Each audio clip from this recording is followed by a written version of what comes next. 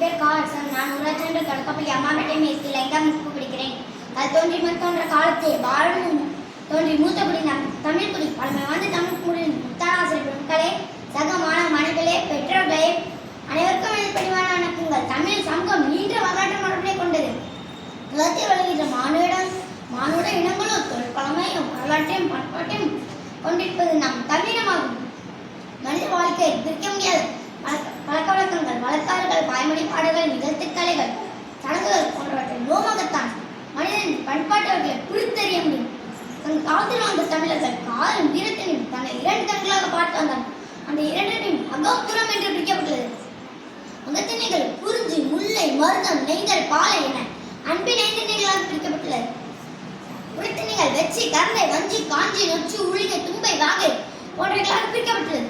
தமிழ்நாட்டை சேர, சோழ, பாண்டிய, பல்லவ மற்றும் பல குன்னின் மன்னர்கள் ஆண்ட சங்க இலக்கியங்கள் கூறுகின்றன.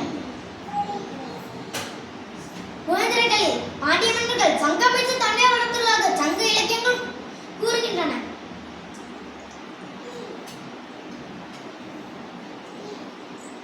குழந்தைகள் மூத்தவன் பாண்டியன், அவனுக்கு பின்பு பல காலங்கள் கழித்து வந்தவர்களே சேரன், சோழன். இந்திய வரலாற்றில் யாருக்கும் இல்லாத பழம்பெரும் வரலாறு பாண்டியர்களுக்கு உண்டு.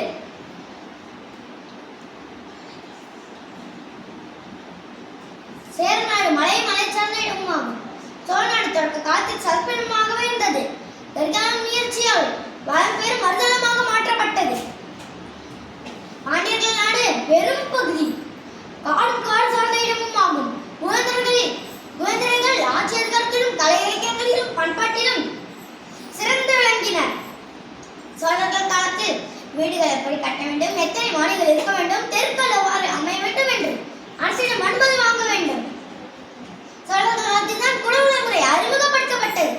அதன் பின் தேவாரம் முதலிய நூல்கள் திருமணங்களாக தொகுக்கப்பட்டது. மேட்டிலிருந்து பள்ளத்திலிருந்து மேட்டு நிலத்துக்கு நீர் எடுத்து சென்று பசுமை வளர்த்தது நம் பாரம்பரியம். மிக்க வேளாண்மை வளர்த்தது நம் முன்னோர்கள் என்று கூறி தமிழின் பழமையினும் கடையில் ஒரு சொத்துளை உங்களுடன் பகிர்ந்து கொள்ள வாய்ப்பளித்த தமிழுக்கு நன்றி கூறி விடைபெறுகிறேன். நன்றி, வணக்கம்.